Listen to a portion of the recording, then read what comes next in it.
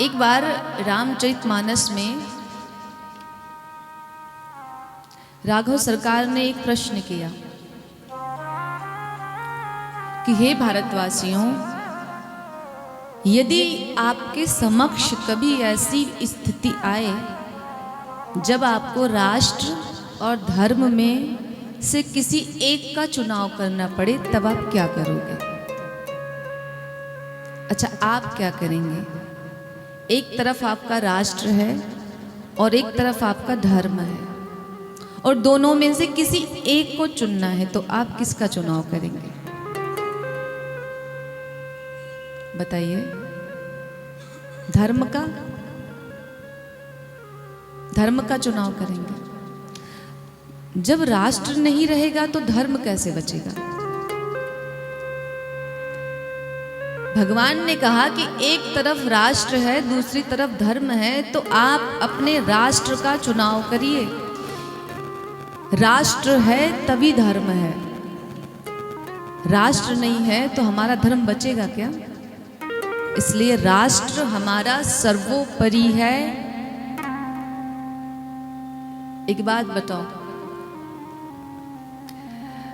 हम यहाँ आपके पीतमपुरा में बैठ करके राम राम कर रहे हैं। भगवान ने अपनी सेनाओं से कहा कि यहाँ अयोध्या में बैठ करके तो खूब हरि भजन करते हो, क्या यही भजन रावण के घर पे बैठ के कर सकते हो क्या? करने देगा वो? नहीं करने देगा।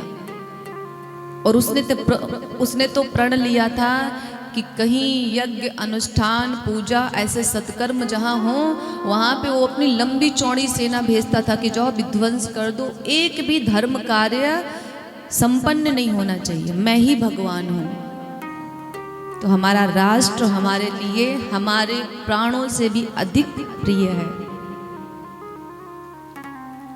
आज हम सभी के लिए बड़े गर्व का दिन है। साथ ही साथ उन वीर जवानों को, भारत देश के वीर सपूतों को हम बहुत बहुत धन्यवाद देते हैं, जिनकी करुणा से, जिनकी कृपा से, जिनके अथक प्रयास से हम यहाँ पे बैठ करके बड़े प्रेम से भगवान की कथा को सुन पा रहे हैं।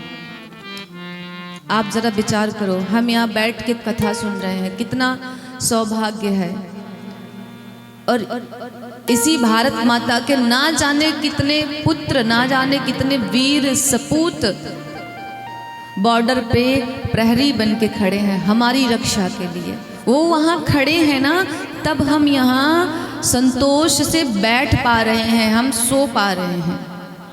तो एक बार उन वीर सपूतों के लिए जोरदार तालियां होनी चाहिए, उनके सम्मान के लिए, जिनकी कृपा से हम यहाँ बैठे हुए हैं, हरि नाम संकीर्तन कर रहे हैं। मैं कहती हूँ, संसार में सनातन धर्म के अतिरिक्त कोई धर्म है ही नहीं।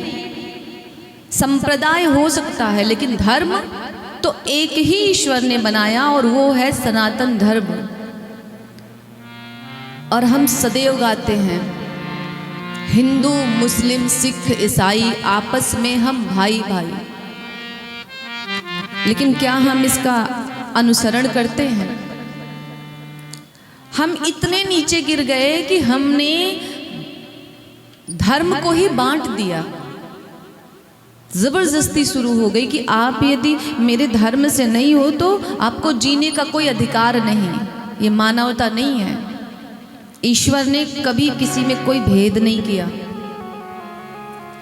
जो भारत माता का वीर सपूत सीमा पे खड़ा होकर के हम सबका संरक्षण कर रहा है, वो किसी विशेष धर्म के लिए नहीं खड़ा है, वो केवल किसी विशेष जाति वालों का संरक्षण नहीं कर रहा है। वो वहाँ खड़ा है ना, तो उसके खड़े रहने से हिंदू, मुस्लिम, सिख, ईसाई हम सभी सुरक्षित हैं भारतवर्ष में।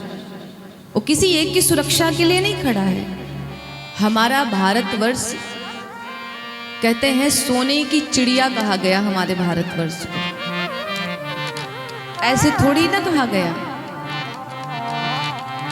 एक भारत ही ऐसा है जहाँ पे आपस में प्रेम है, सौहार्द है, एक दूसरे को एक दूसरे के दुख सुख को समझते हैं। अगर हमारा पड़ोसी कष्ट में है तो एक पड़ोसी जा कर के उसको सांत्वना देता है कि धैर्य धारण करो।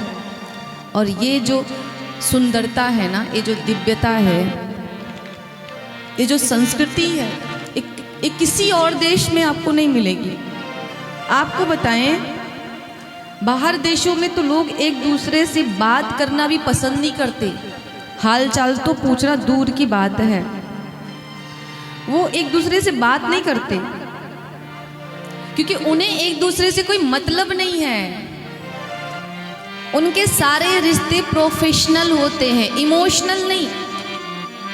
लेकिन हमारी संस्कृति इतनी दिव्य है, हमारा संस्कार इतना सुंदर है कि हम प्रोफेशनल भी हैं और हम इमोशनल भी हैं। अगर एक कोई रो रहा हो ना, चाहे हम उसको जानते हो या नहीं जानते हो, लेकिन अगर हम देखते हैं कि हाँ कोई व्यक्ति अकेले बैठ के रो रहा है, दुखी है, तो दो लोग ज़रूर जा कर के उससे पूछते हैं, क्यों भाई, कोई कष्ट है क्या, कोई समस्या हो तो मुझे बताओ, मैं प्रयास करूँगा कि आपके कष्ट को दूर करूँ, आपकी समस्या को सुलझाने का प्रयत्न करूँगा। ये इतना सुंदर व्यवहार ना आपको कहीं मिलने वाला नहीं। और इसीलिए हमारा भारत महान है, इसीलिए हमारे भारत को सोने की चिड़िया कहा गया है।